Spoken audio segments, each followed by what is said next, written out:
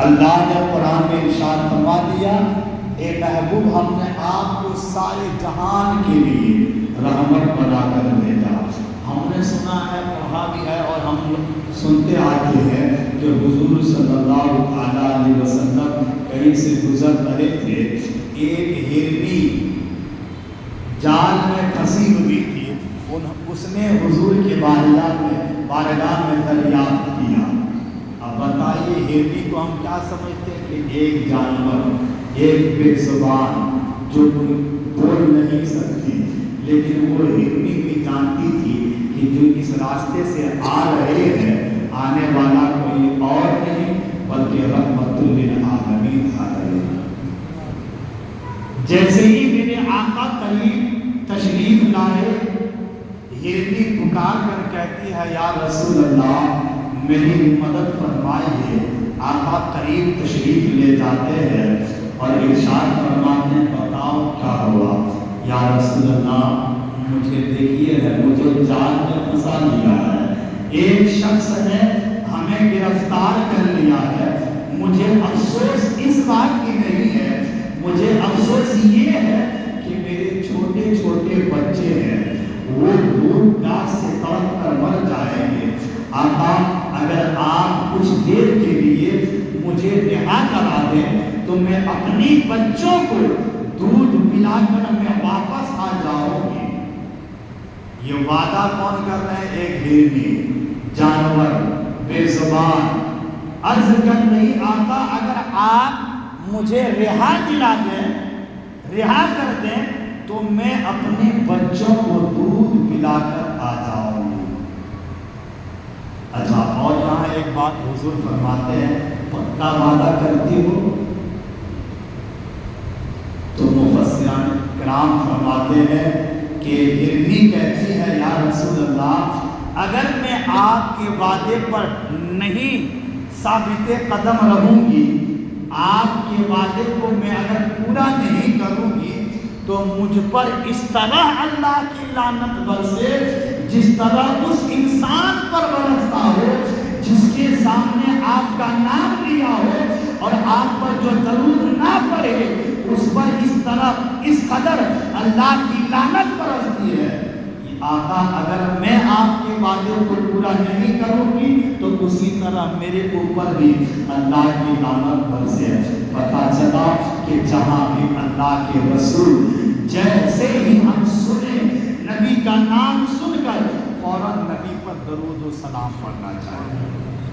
وہ واقعہ ہے، حضور صلی اللہ علیہ وسلم محراب پر جب تشریف لے جانے لگے تو حضرت جبرائیل حضور نے پہلی سیڑھی پہ قدم رکھا تو کہا آمین، دوسری سیڑھی پہ بھی قدم رکھا پھر کہا آمین، تیسری قدم پہ پھر قدم رکھا، سیڑھی پہ قدم رکھا، حضور نے کہا آمین۔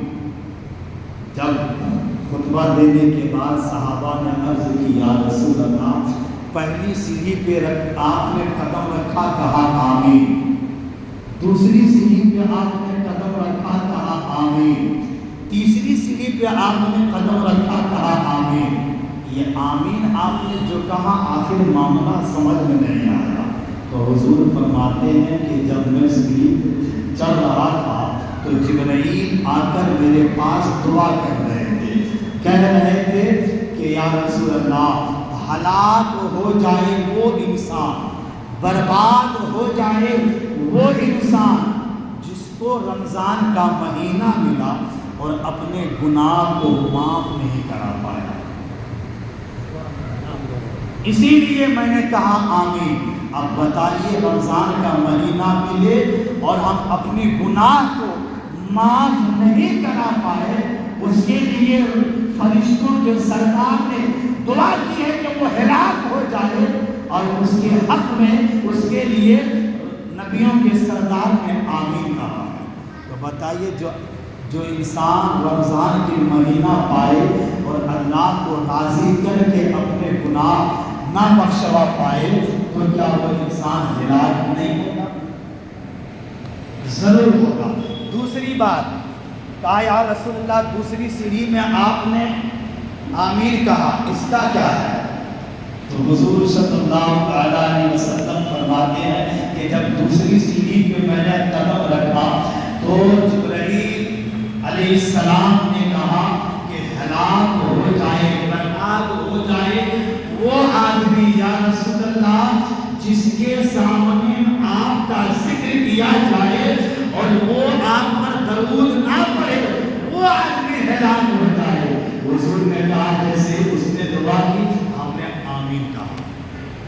اب اس سے پتا چلتا ہے کہ نبی کا جیسے ہی ذکر سنے اور ہم درود نہیں پڑھیں تو ہمارے ہلاکت کے لیے فرشتوں کے سردار نے دعا کی ہے اور نبیوں کے سردار نے آمین کہا۔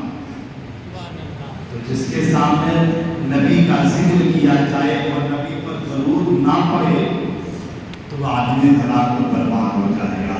تیسری بار آمین کہنے کی وجہ یہ ہے، آقا فرماتے ہیں کہ جبرائیل نے کہا کہ برباد ہو جائے، ہلاک ہو جائے وہ آدمی، یا رسول اللہ جو انسان اپنے ماں باپ کو یا دونوں میں سے جو ایک زندہ ہے اگر ان کو خدمت کر کے ان کو راضی نہیں کر پایا تو وہ آدمی ہلاک ہو جائے گا۔ یعنی ماں باپ کی خدمت کر کے یا ماں باپ میں سے دونوں میں سے ایک کوئی بھی زندہ ہو، ان کی خدمت کر کے اگر انہیں راضی کر کے جنت حاصل نہیں کر پایا تو وہ انسان ہلاکت کے لیے اس کے لیے جبرائیل نے دعا کیا ہے اور رحمت للعالمین نے آمین کہا ہے۔ تو ہرنی کہتی ہے آقا اگر میں آپ کے وعدے کو پورا نہ کروں گی تو میرے اوپر اس قدر اللہ کی لعنت برسے جس قدر اس کے اوپر برستا ہے جو آپ کا ذکر سن کر آپ پر درود نہیں پڑتا ہو۔ حضور نے رہا کر دیا وہ جس نے قید کیا تھا وہ عربی آیا، کہا آپ نے کیا کر دیا ہے؟ کہا یہ گھبراؤ نہیں، یہ اپنے بچوں کو دودھ پلا کر واپس آ جائے گی۔ کہا آپ جانتے ہیں تیر سے نکلی ہوئی کمان سے نکلی ہوئی تیر اور زبان سے نکلی ہوئی بات اور جال سے چھوٹے ہوئے شکاری آ سکتا؟ حضور نے کہا وہ مجھ سے وعدہ کیا ہے کسی اور سے نہیں، وہ مجھ سے وعدہ کیا ہے۔ ابھی گفتگو ہو ہی رہی تھی، حضور فرماتے ہیں دیکھو ادھر دیکھو مجھ سے وعدہ کی ہے۔ اب وہ گئی تھی تو اکیلے، لیکن جب آ رہی ہے تو اپنے دونوں بچوں کو ساتھ لے کر آ رہی ہے۔ اب ہرنی دونوں بچوں کو ساتھ لے کر آئی تو رحمت للعالمین، حضور اس قدر رحمت والے آقا ہیں کہ صرف کلمہ پڑھنے والوں پر ہی رحمت نہیں فرماتے۔ حضور صلی اللہ علیہ وسلم ابھی کم سے کم 2 یا 3 4 یا 5 سال کے عمر میں حضرت حلیمہ رضی اللہ تعالی عنہ جو دائی تھی حضور کو اپنے ان کی پرورش حضور کی پرورش کی، ان کے بیٹوں کے ساتھ حضور بکری چرانے کے لیے جنگل جاتے۔ اچھا حضور صلی اللہ علیہ وسلم کی اس کی جو ہے نا چمڑا اتنا نازک اتنا ملائم جس طرح ایک روئی ملائم، تو حضرت حلیمہ بکری چرانے کے لیے نہیں بھیجتی تھی کہ اتنا ان کے جلد اتنا ملائم ہے، محمد کا جلد اتنا ملائم ہے، اتنا ملائم ہے کہ اگر کہیں پتھر ان کے پیر میں لگ جائے تو پھر ان کو تکلیف ہوگی۔ لیکن حضور نے اصرار کیا کہ جائیں گے، بھائی کے ساتھ جائیں گے، تو چلے گئے۔ جیسے ہی چلے گئے تو بکری لے کر جب گئے، ساتھ میں گئے، کئی دن تک گئے، لیکن کچھ دن کے بعد حضور کی طبیعت خراب ہو گئی۔ تو 1 دن 2 دن 3 دن جنگل بکری چرانے کے لیے ساتھ میں نہیں گئے، تو 3-4 دن کے بعد شیر نے حضرت حلیمہ کے بیٹے کی بکری کو اٹھا کر لے گیا حضرت حلیمہ رضی اللہ تعالیٰ عنہا کے بیٹے دوڑ کر روتے ہوئے گھر آیا اور کہنے لگے ماں شیر نے بکری کو اٹھا کر لے گیا ہے۔ حضرت حلیمہ کہتی ہے چلو دیکھتے ہیں، چلو دیکھتے ہیں، تلاش کرتے ہیں۔ حضرت حلیمہ جاتی ہے جنگل بکری کی تلاش میں دیکھنے کے لیے، حضور بھی ساتھ میں جاتے ہیں، میں بھی چلوں گا۔ حضور جاتے ہیں، جیسے ہی جنگل میں گئے ایک ٹیلا بہت اونچی جگہ پر حضور کھڑے ہو گئے اور کہتے ہیں جاتے وقت کہتے ہیں اماں ایسے وہ شیر بکری کو لائے گا نہیں، اور وہ شیر بکری کو کیوں لے گیا ہے یہ میں جانتا ہوں، کیوں لے گیا ہے یہ میں جانتا ہوں، اور کیسے لائے گا وہ بھی میں جانتا ہوں۔ حضور ایک اونچی جگہ پر کھڑے ہو گئے اور حضور فرماتے ابھی 4-5 سال کے عمر ہے، آقا فرماتے ہیں ہوا سے کہتے ہیں کہ ہوا جاؤ اور اس شیر کو میرا پیغام پہنچا دینا جو میری ماں حلیمہ کی بکری کو اٹھا کر لے گیا ہے، آج اسے واپس لینے کے لیے محمد جنگل میں آ گیا ہے۔ ہوا سے آقا فرماتے ہیں اے ہوا جاؤ اس شیر سے کہہ دینا، ہوا فوراً اس شیر کو پیغام پہنچاتا ہے کہ سنو جس حلیمہ کی بکری کو تو نے اٹھا کر لے آیا ہے، آج اس بکری کو چھڑانے کے لیے محمد رسول اللہ آئے ہیں۔ اتنا پیغام سننا تھا، فوراً وہ شیر بکری کو زندہ لے کر آ جاتا ہے اور سر کو جھکاتا ہے اور خدا کے رسول کے بارگاہ میں عرض کرتا ہے السلام علیکم یا رسول اللہ۔ آقا میرا مقصد یہ نہیں تھا کہ میں بکری کو اٹھا کے لے جاؤں، یہ تو بنانا تھا، لیکن اصل میں مقصد یہ تھا کہ آپ 3 دن سے آ نہیں رہے تھے، آپ کی زیارت مجھے کرنا، 3-4 دن تک آپ کی زیارت نہیں ہو رہی تھی، تو ہم نے دماغ لگایا، سوچا کہ حضور کی زیارت کیسے ہو، نہیں حضور آ نہیں رہے ہیں، حضور کی زیارت بس اسی حال میں ہوگا، حضور کی زیارت ہوگی کہ بکری کو اٹھا کر لے جاؤں گا تو اسے آقا چھڑانے کے لیے ضرور آئے۔ یا رسول اللہ اگر میرا مقصد بکری کو کھانا ہوتا تو 3 دن سے ہم بھوکے ہیں، اب تک بکری کو ہم کھا رہے تھے، لیکن آقا جیسے ہی ہم اٹھا کر لے گئے تھے زندہ، ویسے ہی واپس ہم نے زندہ لا دیا۔ رحمت للعالمین حضور کے بارگاہ میں ایک باز آیا، باز سمجھتے ہیں ایک پرندہ ہے، وہ باز آیا، ایک کبوتری کے بچے کو اٹھا کر لے کے بھاگنے لگا۔ اب ظاہر سی بات کسی کے بچے کو کوئی اٹھا کر بھاگے تو اس کا باپ ہو، ماں ہو، بھائی ہو، کوئی بھی ہو، بچانے کے لیے اسی ڈاکو کے پیچھے بھاگے گا۔ جب کبوتر کے بچے کو باز نے اٹھا کر لے گیا تو وہ کبوتری دیکھتی کیا ہے کہ میرے بچے کو گھونسلے سے باز اٹھا کر لے جا رہا ہے، اب وہ کبوتری اپنے بچے کو بچانے کے لیے اس باز کے پیچھے نہیں بلکہ آقا کے بارگاہ کی طرف آ رہی ہے، حضور کے بارگاہ کی طرف آ رہی ہے۔ حضور کے بارگاہ میں آ کر عرض کرتی ہے یا رسول اللہ دیکھیے نا میرا بچہ 2 ہی بچہ ہے، وہ بچہ اٹھا کر باز لے گیا ہے۔ حضور فرماتے ہیں ہوا سے اے ہوا جاؤ اس باز سے کہہ دینا کہ اس کا بچہ واپس کرے۔ کچھ دیر کے بعد جب ہوا نے پیغام پہنچایا تو وہ باز دونوں بچے کو صحیح سلامت سے لے آیا۔ وَمَا أَرْسَلْنَاكَ إِلَّا رَحْمَةً لِلْعَالَمِينَ۔ دیکھیے میرے آقا کس طرح رحمت والے ہیں، باز نے دونوں بچے کو واپس لے آیا اور زندہ، کہیں ذرا سا بھی نقصان نہیں، جیسے ہی وہ لے کر آیا حضور صلی اللہ علیہ وسلم فرماتے ہیں باز تیرا کام تو ہے گوشت کھانا، تیرا کام تو ہے کہ چھوٹے چھوٹے پرندے کو کھا جانا، لیکن جب تو لے گیا ہے اب تک آیا تو نہیں ہے۔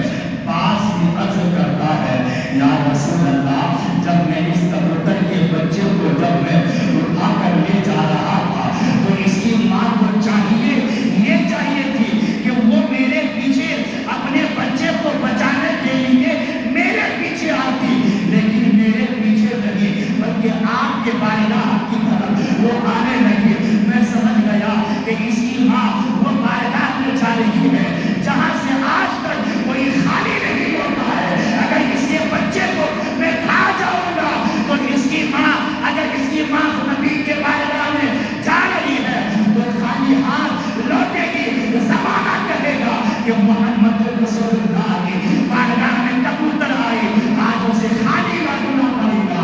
آقا میں سمجھ گیا کہ نہیں میں نہیں کھاؤں گا، نبی کے بارگاہ میں جا رہی ہے یہ کبوتری، اس کے بچے کو میں نے حفاظت سے رکھا تاکہ اس کے بچے آپ کے بارگاہ، اس کی ماں آپ کے بارگاہ سے مایوس ہو کر نہ لوٹ سکے۔ یہ میرے مصطفیٰ جان محمد صلی اللہ علیہ وسلم رحمت بن کر آئے پرندوں کے لیے، جانوروں کے لیے، ہر شے کے لیے۔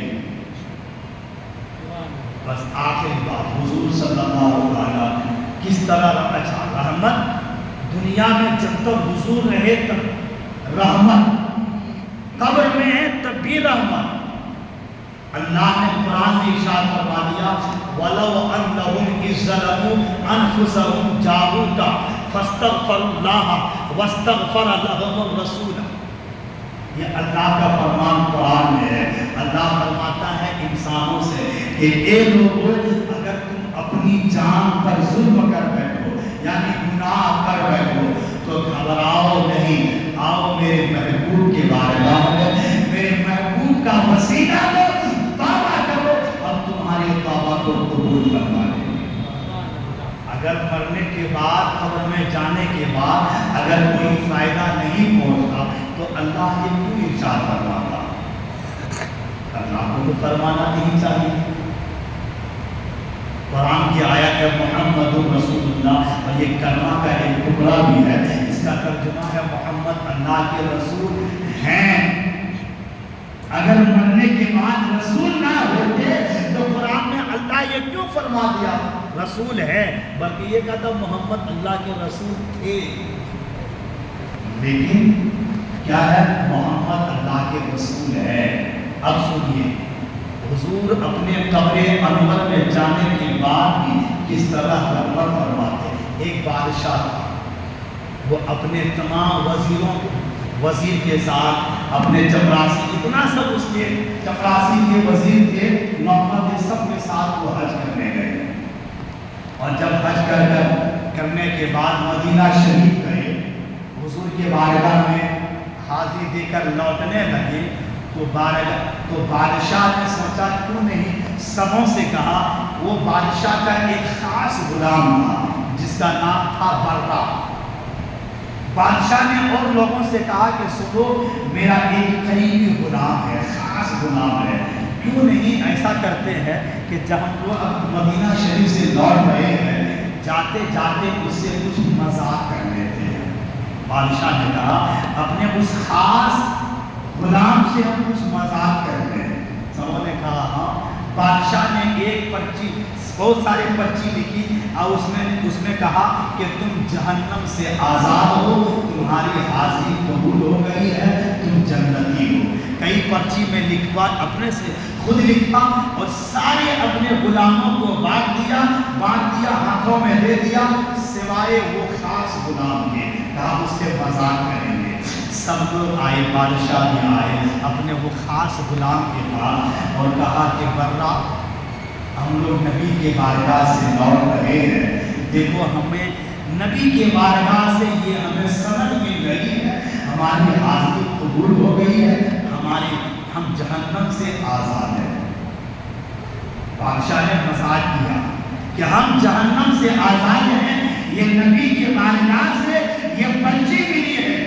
اب وہ غلام برا پریشان کہ بادشاہ کو مل گیا، ہم غلام کو نہیں۔ اب وہ برا نبی کا بہت بڑا عاشق تھا، وہ رونے لگا، کہا کہا بادشاہ سلامت ٹھہریے، میں بھی سند لے کر آتا ہوں آقا کی بارگاہ سے۔ آپ کو سند مل گئی ہے، سرٹیفکیٹ ڈگری مل گئی ہے، میں بھی ڈگری لے کر آتا ہوں نبی کے بارگاہ سے، تھوڑا انتظار کیجئے۔ اب برا نبی کی بارگاہ میں گیا ہے، حضور کے روضہ جانی کو قدموں کے پاس رونے لگا ہے۔ آقا یہ کیسا انصاف ہے، آپ نے بادشاہ کو نواز دیا ہے، ہم غلاموں کو چھان دیا ہے، آپ کو رحمت للعالمین ہے، سنا ہے آپ کے بارگاہ میں جو بھی آتا ہے، چاہے وہ غلام ہو، چاہے وہ فقیر ہو، چاہے وہ بادشاہ ہو، چاہے وہ امیر ہو، چاہے وہ آپ کا کلمہ پڑھنے والا ہو، چاہے وہ غیر ہو، کوئی بھی آپ کے بارگاہ میں اگر امید لے کر آتا ہے، آقا سب کو آپ نوازتے ہیں۔ لیکن آج آپ نے تو نظر کر دیا ہے، نا انصافی کی ہے، آقا بادشاہ کو آپ نے نواز دیا ہے، سرٹیفکیٹ آپ نے عطا کر دی ہے، ڈگری انہیں دے دیا ہے کہ ان کی حاضری قبول ہو گئی۔ آقا یہ پروا اس وقت تک آپ کے قدموں سے نہیں اٹھے گا جب تک آپ مجھے بھی سرٹیفکیٹ عطا نہیں کریں گے، آپ مجھے بھی ڈگری عطا نہیں کریں گے۔ پروا دعا کرتے کرتے حضور کے قدموں میں رونے لگا، اور اتنے روتے روتے نیند آ گئی، آنکھ لگ گئی، ان کی قسمت جاگ اٹھتی ہے، خواب میں آقا تشریف لاتے ہیں اور فرماتے ہیں پروا گھبراؤ نہیں، اٹھو تیرے لیے سرٹیفکیٹ میں لے کر آیا ہوں، لو یہ سرٹیفکیٹ، لو یہ ڈگری تیرے لیے میں لے کر آیا ہوں۔ حضور نے پروا کے ہاتھوں میں پکڑا دیا اور اس نے صاف جملے سے لکھا تھا پروا بریء من النار، پروا بریء من النار، پروا بریء من النار، پروا جہنم سے آزاد ہے۔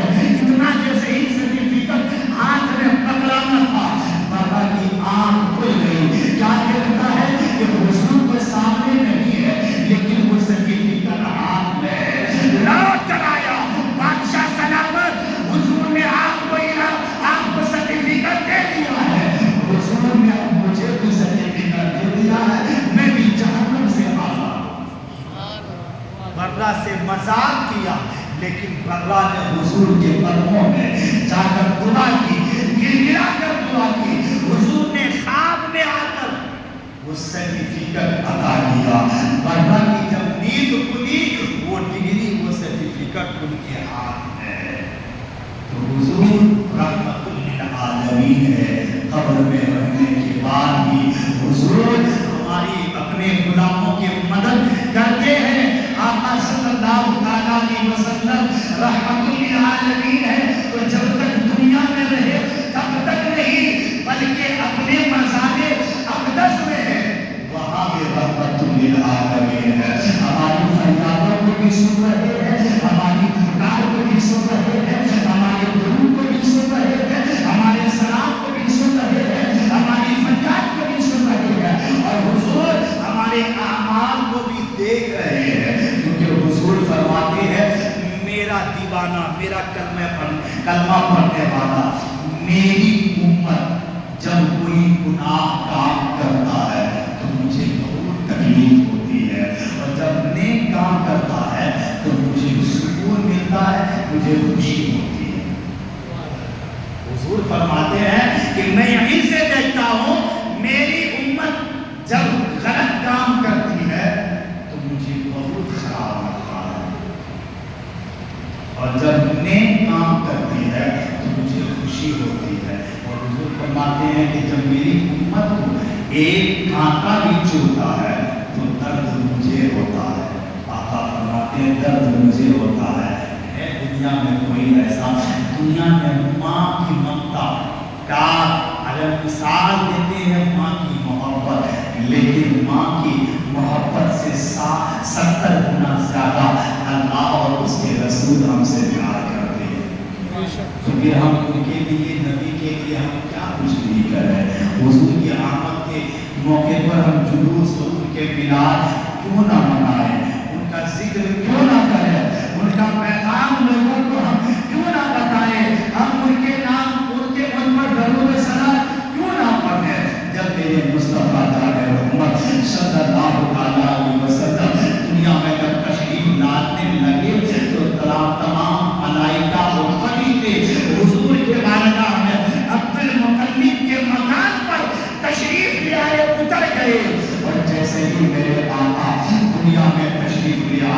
حضور کی ولادت کو بھی ساری کائنات میں روشن کی روشنی پھیل گئی اور تمام فرشتے اور ملائکہ حضور کے بارگاہ میں کھڑے ہو کر صلاۃ و سلام کا ہدیہ پیش کرنے لگے. آئیے ہم بھی کھڑے ہو کر حضور کے بارگاہ میں صلاۃ و سلام کا